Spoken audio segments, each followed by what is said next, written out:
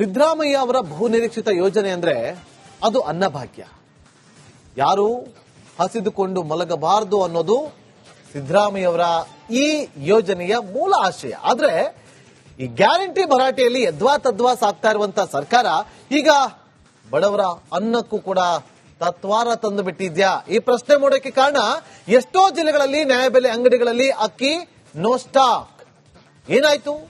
ಈಗಲೇ ಸರ್ಕಾರ ಕೊಟ್ಟ 4.34 ಲಕ್ಷ ಮೆಟ್ರಿಕ್ ಅಕ್ಕಿ. ಈ ಒಂದು ವರದಿ ನೋಡಿ.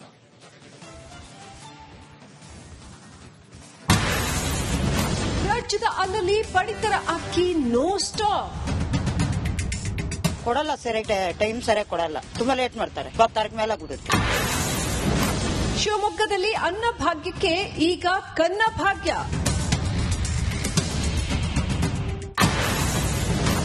No stock, no stock, no stock. ಬಂದ್ಮೇಲೆ ಕೊಡ್ತೀವಿ ಅಂತಾರೆ, ಬರ್ತೈತಿ ಒಂದಿನ ಬಂದ್ಮೇಲೆ 10-11 ಮಟ್ಟ ಕೊಡ್ತಾರೆ, ಖಾಲಿ ಆಕೈತಿ ಮತ್ತೆ.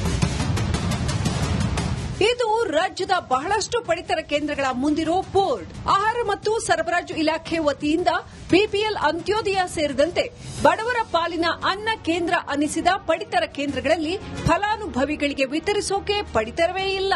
ಅದರಲ್ಲೂ ಪ್ರಮುಖವಾಗಿ ಬೇಕಿರೋ ಅಕ್ಕಿಯಂತೂ ದಾಸ್ತಾನೇ ಇಲ್ಲ. ಬೆಂಗಳೂರು, ಮಂಡ್ಯ, ದಾವಣಗೆರೆ, ಶಿವಮೊಗ್ಗ ಹೀಗೆ ಹಲ ಜಿಲ್ಲೆಗಳಲ್ಲಿ ಪಡಿತರವನ್ನೇ ನಂಬಿ ಕೂತ ಬಡ ಕುಟುಂಬಗಳ ಹೊಟ್ಟೆ ಮೇಲೆ ತಣ್ಣೀರ ಬಟ್ಟಿಯೇ ಸರಿ. ಅಕ್ಕಿ ಯಾಕಿಲ್ಲ?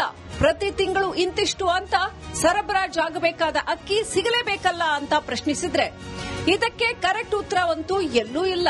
ಬಹುತೇಕ ಪಡಿತರ ಕೇಂದ್ರಗಳಲ್ಲಿ ಒಂದೇ ಆನ್ಸರ್, ನಮಗೆ ಸರ್ಕಾರದಿಂದ ಅಕ್ಕಿ ಬಂದಿಲ್ಲ, ಹೀಗಾಗಿ ಪಡಿತರ ಕೊಡೋಕೆ ಆಗ್ತಿಲ್ಲ. ಹಾಗೆ ನೋಡಿದ್ರೆ ಮಾರ್ಚ್ನಲ್ಲಿ ಬಿಪಿಎಲ್ ಹಾಗೂ ಅಂತ್ಯೋದಯ ಫಲಾನುಭವಿಗಳಿಗೆ ಹಂಚಿಕೆ ಆಗಬೇಕಿದ್ದ 4.34 ಲಕ್ಷ ಮೆಟ್ರಿಕ್ ಟನ್ ಅಕ್ಕಿ ನಿಗದಿಯಂತೆ ರಾಜ್ಯದ ಎಲ್ಲಾ ಪಡಿತರ ಸರಬರಾಜು ಕೇಂದ್ರಗಳಿಗೆ ರವಾನೆ ಆಗಿದೆ. ಅದರಂತೆ ಮಾರ್ಚ್ 11ರಿಂದಲೇ ಈ ತಿಂಗಳ ಕೋಟಾದಡಿ ಪಡಿತರ ವಿತರಣೆಯೂ ನಡೆದಿದೆ. ಆದರೆ ಮಾರ್ಚ್ 13, ಮಾರ್ಚ್ 14ರ ಹೊತ್ತಿಗೆ ಇಡೀ ಅಕ್ಕಿ ಸ್ಟಾಕ್ ಖಾಲಿ. ಹೊರಗೆ ನೋ ಸ್ಟಾಕ್ ಬೋರ್ಡ್. ಅಷ್ಟಕ್ಕೂ ಹೀಗೆ ಏಕಾಏಕಿ ಖಾಲಿ ಬೋರ್ಡ್ ಬರೋಕೆ ಏನು ಕಾರಣ?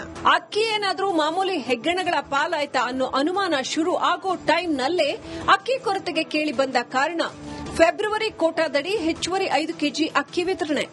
ಫೆಬ್ರವರಿ ತಿಂಗಳ ಬಾಕಿ 5 ಕೆಜಿ ಅಕ್ಕಿಯನ್ನ ಮಾರ್ಚ್ನಲ್ಲೇ ನೀಡಬೇಕು ಅನ್ನೋ ಸರ್ಕಾರದ ನಿರ್ದೇಶನವೇ ಇಷ್ಟೆಲ್ಲ ಅವಾಂತರಕ್ಕೆ ಕಾರಣ ಅನ್ನೋದು ಪಡಿತರ ವಿತರಕರ ಕೂಗು.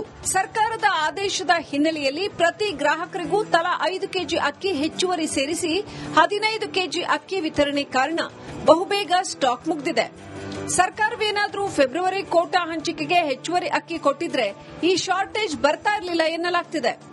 ಇಲ್ಲಿ ಪಡಿತರ ವಿತರಕರು ಹೇಳೋ ಮಾತಿನಲ್ಲಿ ಹೆಚ್ಚಿನಂಶ ಸತ್ಯ ಇದ್ರೂ ಕೆಲವೆಡೆ ಅಕ್ಕಿಗೆ ಕನ್ನ ಹಾಕೋ ಚಾಳಿ ಹೋಗಿಲ್ಲ. ಶಿವಮೊಗ್ಗದಲ್ಲಿ ಅನ್ನ ಭಾಗ್ಯ ಅಕ್ಕಿ ಸರಬರಾಜು ಮಾಡೋ ಲಾರಿಯಿಂದಲೇ ಹಾಡ ಹಗಲೇ ನಡೆದಿದೆ ಅಕ್ಕಿ ಮೂಟೆ ಲೂಟಿ. ಅಕ್ಕಿಯ ಅಭಾವಕ್ಕೆ ಇಂಥ ದಂಧೆಗಳು ಕಾರಣ ಅನ್ನೋದು ಸುಳ್ಳಲ್ಲ. ಒಟ್ಟಾರೆ ಬಡವರಿಗೆ ತಲುಪಬೇಕಾದ ಅಕ್ಕಿ ಕೆಲ ಜಿಲ್ಲೆಗಳಲ್ಲಿ 30% ಫಲಾನುಭವಿಗಳಿಗೆ ಈ ಸಲ ದೊರೆತಿಲ್ಲ. ರಾಜ್ಯ ಸರ್ಕಾರ ಇಲ್ಲ ಸಲ್ಲದ ನೆಪಗಳನ್ನ ಹೇಳೋ ಬದಲು ಈ ತಿಂಗಳ ಅಕ್ಕಿ ಕೋಟಾ ಬಡವರಿಗೆ ತಲುಪೋ ಬಗ್ಗೆ ಪ್ರಾಮಾಣಿಕ ಪ್ರಯತ್ನ ಮಾಡಬೇಕಿದೆ. ಯಾರು ಒಂದು ಹೊತ್ತು ಹಸಿವಿನಿಂದ ಬಳಲಬಾರದು ಅನ್ನೋ ಅನ್ನ ಭಾಗ್ಯದ ಆಶಯಕ್ಕೆ ಇಲ್ಲಿ ಧಕ್ಕೆ ಆಗಕೂಡದು.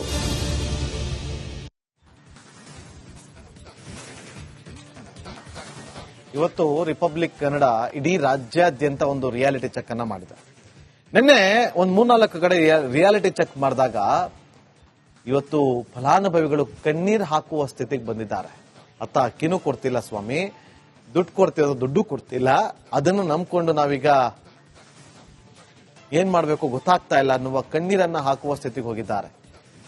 ಯಾರು ರಾಜ್ಯದಲ್ಲಿ ಹಸಿದ ಹೊಟ್ಟೆಯಿಂದ ಮಲಗಬಾರದು, ಹಾಗಾಗಿ ನಾವು ಅಕ್ಕಿಯನ್ನ ಕೊಡ್ತೀವಿ ಅಂತ ಹೇಳಿ 10 ಕೆಜಿ ಫ್ರೀ ಅಂತ ಹೇಳಿದ್ರು.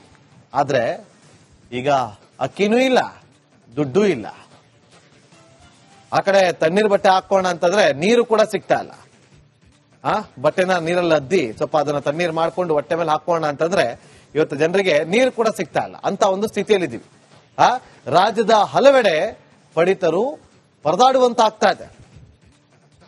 ಸಿದ್ದರಾಮಯ್ಯವರ ಅನ್ನಭಾಗ್ಯಕ್ಕೂ ಕೂಡ ಇದೀಗ ಕನ್ನ ಭಾಗ್ಯ ತಟ್ತಾ ಇದೆ. ಯಾವುದೇ ನ್ಯಾಯಬೆಲೆ ಅಂಗಡಿ ಮುಂದೆ ಹೋಗಿ ನೋ ಸ್ಟಾಕ್ ಅಂತ ಬೋರ್ಡ್ ಅನ್ನು ಹಾಕಿದ್ದಾರೆ.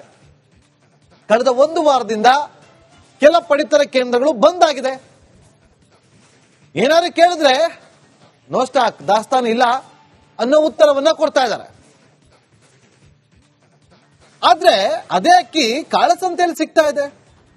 ಅದ್ ಹೇಗೆ ಹೆಗ್ಗಣಗಳ ಪಾಲಾಗ್ತಾ ಇದೆ? ಇಲ್ಲಿ ಅಕ್ಕಿ ಇಲ್ಲ ಅಂತಾರೆ, ಹಣನೂ ಇಲ್ಲ ಅಂತಾರೆ, ಆದ್ರೆ ಕಾಳಸಂತೆಯಲ್ಲಿ ಅಕ್ಕಿ ಹೇಗೆ ಹೋಗ್ತಾ ಇದೆ? ನಿಮ್ಮದೇ ಒಂದು ತಂಡವನ್ನು ರಚನೆ ಮಾಡಿ ಎಲ್ಲಾ ಜಿಲ್ಲೆಗಳಲ್ಲಿ ತನಿಖೆ ಮಾಡಿ, ಎಷ್ಟೆಷ್ಟು ಅಕ್ಕಿ, ಎಷ್ಟೆಷ್ಟು ಲೋಡು ಬೇರೆ ಬೇರೆ ಡಿಸ್ಟಿಕ್ ಹೋಗ್ತಾ ಇದೆ, ಬೇರೆ ಬೇರೆ ರಾಜ್ಯಗಳಿಗೆ ಹೋಗ್ತಾ ಇದೆ, ಚೆಕ್ ಮಾಡಿ. ಇಲ್ವಾ? ನಿಮಗ್ ಗೊತ್ತಿಲ್ವಾ? ಅಧಿಕಾರಿಗಳಿಗೆ ಖಂಡಿತ ಗೊತ್ತು. ಫೆಬ್ರವರಿಯಿಂದ ಹಣ ಕೊಡೋ ಬದಲು ಅಕ್ಕಿಯನ್ನ ಕೊಡ್ತೀವಿ ಅಂತೇಳಿ ಗ್ಯಾರಂಟಿ ಕೊಟ್ರು. ಹೇಗೋ ಅಕ್ಕಿ ಬರ್ತಾ ಇರ್ಲಿಲ್ಲ ಅಂತೇಳಿ 5 ಕೆಜಿಗೆ 175 ರೂಪಾಯಿ ಸಿಗ್ತಾ ಇತ್ತು ಕಾಸು. ಅದಕ್ಕೂ ಕೂಡ ಕತ್ತರಿ ಬಿತ್ತು. ಬರೋಷ್ಟು ಹಣ ಬರ್ತಿತ್ತು, ಈಗ ಅದು ಇಲ್ಲ. ಹೋಗ್ಲಿ ಅಕ್ಕಿ ಕೊಡ್ತೀವಿ ಅಂತ ಗ್ಯಾರಂಟಿ ಮಾಡಿದ್ರಲ್ಲ, 3 ತಿಂಗಳಾಯ್ತು, ಅದು ಇಲ್ಲ, ಈ ಕಡೆ ದುಡ್ಡು ಇಲ್ಲ. ಇದೇನಾ ಸಿದ್ದೋರು ನಡೆದ ಸರ್ಕಾರ ಅನ್ನೋ ಪ್ರಶ್ನೆ ನಾವು ಮಾಡ್ತಿಲ್ಲ, ಸಾಮಾನ್ಯ ಜನರು ಮಾಡ್ತಿದ್ದಾರೆ. ಅಕ್ಕಿ ಖಾಲಿ ಅನ್ನೋ ವಿಚಾರ, ಅದರ ಮಧ್ಯೆ ಆಹಾರ ಸಚಿವರು ಒಂದು ಅಭಯವನ್ನ ಕೊಟ್ಟಿದ್ದಾರೆ. ಈ ತಿಂಗಳು ಎಂಡಷ್ಟೊತ್ತಿಗೆ 15 ಕೆಜಿ ಅಕ್ಕಿಯನ್ನ ಕೊಡ್ತೀವಿ, ಯಾರು ತಲೆ ಕೆಡಿಸ್ಕೋಬೇಡಿ, ಫಿಕ್ಸ್ 15 ಕೆಜಿ ಅಕ್ಕಿಯನ್ನ ಕೊಡ್ತೀವಿ ಅಂತ ಭರವಸೆಯನ್ನ ಕೊಟ್ಬಿಟ್ಟಿದ್ದಾರೆ.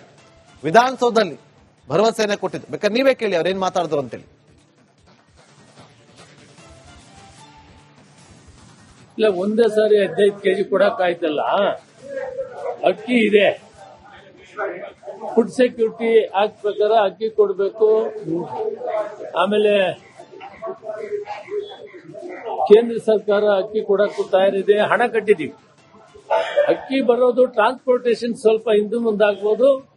ನಾವು ಫೆಬ್ರವರಿಯಲ್ಲಿ 5 ಕೆಜಿ, ಈ ತಿಂಗಳಲ್ಲಿ 10 ಕೆಜಿ ಕೊಡ್ಬೇಕಂತ ಏನ್ ನಿರ್ಣಯ ಮಾಡಿದೀವಿ, ಅದಕ್ಕೆ ಸಾಕಷ್ಟು ಹಣವನ್ನ ತುಂಬಿಸಿದ್ವಿ.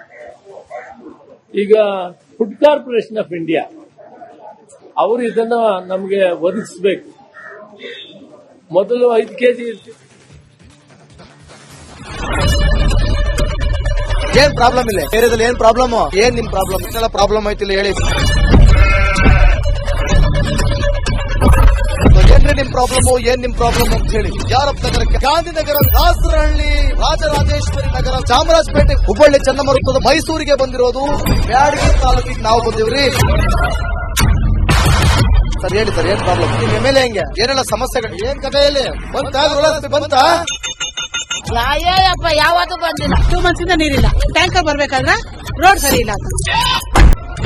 ಯಾರತ್ರ ಹೋಗಿ ಇರೋದಕ್ಕೆ ನಮ್ಗೆ ಯಾರು ಇಲ್ಲ. ಇಲ್ಲಿ ಕಿತ್ತೋದ್ರೆ ಏನು ಅಲ್ಲ ಹಾಳಾಗೋದ್ರು ಇದು ಯಾರು ನೋಡರೇ ಗತಿ ಇಲ್ಲ. ನಾವಿದ್ದೀವಿ ಅಂತಾರೆ. ಇವಾಗ ಯಾರು ಎಮ್ಎಲ್ಎ ಮಗ ಒಂದ್ ದಿವಸನೂ ಬಂದಿಲ್ಲ. ಫುಲ್ ಸ್ಟ್ಯಾಂಡರ್ಡ್ ಲಕ್ಸುರಿಯಸ್ ಬೆಡ್ರೂಮ್ ಐತ್ರಿ ಅದು. Taj West End, Radisson blue.